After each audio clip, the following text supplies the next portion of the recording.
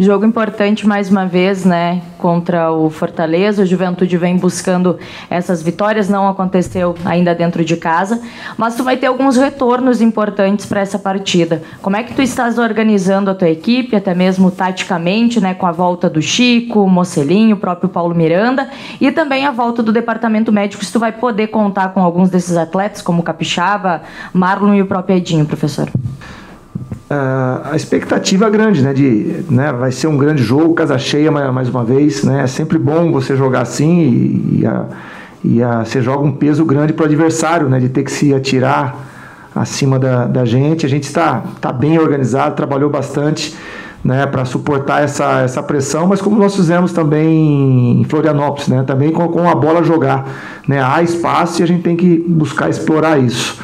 A gente montou uma equipe, né, com jogadores que voltaram, né, o caso do próprio Chico. No departamento médico, poucas voltas, né, o Marlon, o Edinho e o Capixaba ainda continuam fora, né. A gente tem uma dúvida ainda com o Oscar, ainda não treinou ainda, né, ainda está se recuperando, ainda vai ser reavaliado, fez o exame, não consta a lesão, né, mas é um jogador que a gente ainda vai avaliar hoje ainda para ver a ideia dele. No restante, né, é o mesmo time, a ideia é a mesma, né, temos que marcar, é um time que vem motivado, né, conseguiu uma grande vitória ontem, né, a gente está atento para jogar de igual para igual, né, de buscar aí, se não os 3 pontos, um ponto importante para a gente.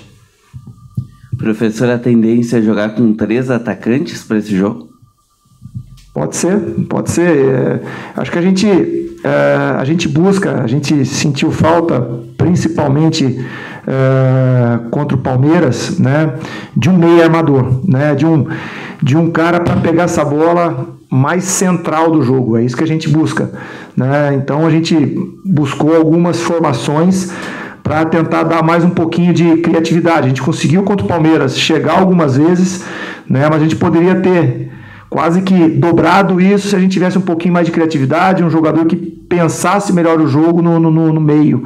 Então a gente busca, né, os 3 atacantes, ou de 2 atacantes e um meia, né, para que a gente possa, eu acredito que a gente vai encontrar, né, alguns espaços, e esses espaços que nós vamos encontrar lá tem que ser preenchidos por um meia.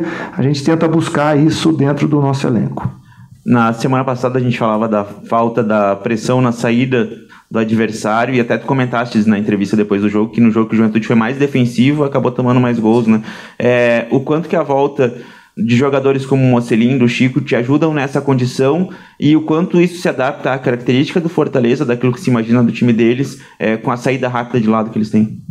Então, a equipe do Fortaleza é uma equipe que ela atrai você para uma pressão, para você fazer uma pressão alta, e explora as suas costas, né? Acho que a gente tem que ter esse equilíbrio, né? Não é uma equipe diferente um pouco, às vezes, do Bragantino, do Fluminense, que te atrai para sair jogando, e com aproximações ela vai levando. A equipe do Fortaleza é o contrário, né? Ela te atrai, né, para uma escape lateral e fundo. Acho que o jogo de ontem foi muito prova disso, né? As principais jogadas do Fortaleza foi nas costas da defesa. É ter esse equilíbrio entre a hora de subir a marcação e tirá-los, né, e também compactar. Às vezes, quando não der para subir, compactar no meio e esperar, né? E jogadores como, né, principalmente o Chico, né, tem uma leitura boa, o próprio Mocelinho tem muita força para, se errar uma pressão, retornar, né? São jogadores importantes nessa estratégia aí. Professor, desde a tua chegada da intertemporada, o Juventude teve 9 jogos depois dessa intertemporada e sofreu gols em todos, e tem 17 gols sofridos. Ainda tu busca um equilíbrio defensivo, e o que falta, que ajustes falta para o Juventude não sofrer tantos gols? Hoje o Juventude é a defesa mais vazada da competição, com 13 gols, e isso passa nesse próximo jogo pelo Paulo Miranda ou pelo Foster ao lado do Vitor Mendes? A gente tem que buscar, e quando a gente fala, é difícil você falar, né, falar que tomar gol é zagueiro, é um sistema defensivo, né? Nós temos que arrumar, temos que ajustar, né? Contra o Palmeiras, a gente, principalmente no primeiro gol, nós erramos o momento de pressão, né? Acho que o movimento foi certo, mas foi retardado, né? Foi lento, né? Então é trabalhar dia a dia, né? A gente tem que buscar, tem que estar compacto, né? E quanto ao Paulo e ao Fosse, a gente vai tomar a decisão amanhã, antes do jogo, a gente passa a vocês. Tu falaste também, né, Eduardo, da questão do meio armador, do meio campo do Juventude. Vai ter uma falta importante também nesse setor, que é o Jadson, que vinha fazendo grandes partidas, tanto defensivamente como também ofensivamente, ajudando ali com passes e tudo mais. O Jairmer entrou muito bem também no jogo contra o Palmeiras. Como é que tu consegue organizar esse meio campo agora com o Jean, com o Yuri, né? Talvez até mesmo com a volta do Chico, né? Tem o Darlan como opção. Como é que esse meio campo do Juventude vai trabalhar nesse jogo contra o Fortaleza? Acho que não foge muito disso. É o Jean pelo Jadson, né? E ali a gente pode variar de um 4-2-3-1 para um 4-4-2. O Chico me dá essa mobilidade, né? De hora do Chico atuar um meia pelo lado ou um meia por dentro, né? Ele dá essa opção para a gente, né? Eu vejo que, né, a gente tem o Darlan como opção, mas como eu disse, a gente busca um homem de criação por dentro ali, né? Então acho que é possível a gente marcar com 2 volantes, né, e ter como Chico, né, um coringa ali, ora como um meia armador, ou como um volante, ou como um meia pelo lado, né, e aí abre espaço, né, para essa criatividade que a gente quer aí.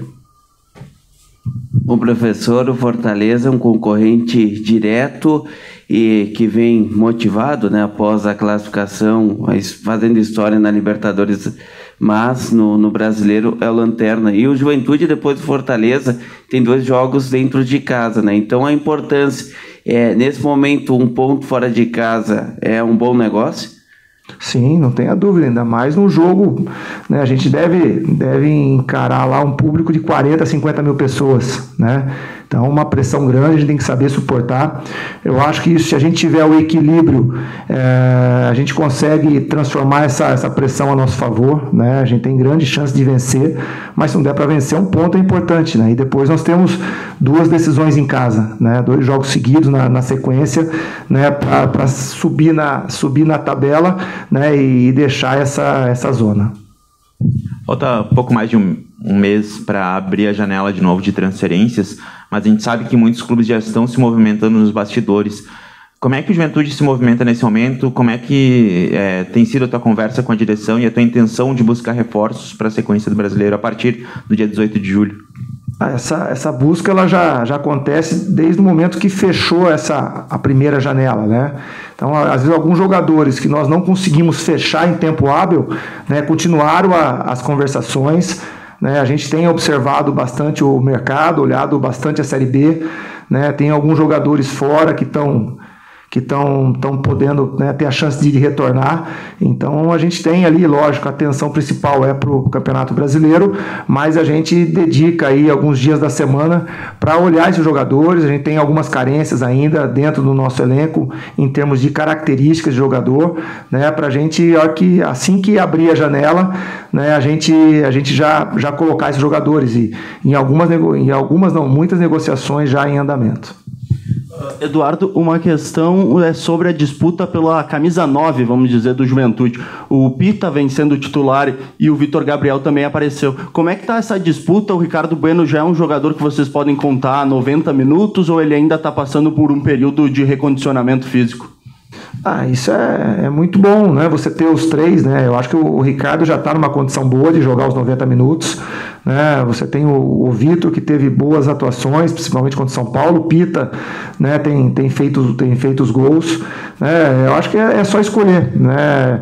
Algumas vezes nós vamos jogar com 2, outras vezes não, né? A última vez nós jogamos com 3, né? Por algumas opções que faltou, a gente colocou os 3, né? Mas a gente escolher. Isso é bom, é uma dúvida boa, é um setor que a gente tem ali, né, bastante opções para colocar, com 3 jogadores brigando dia a dia pelo seu espaço, né? E cabe a gente só escolher aquele que é melhor naquele momento.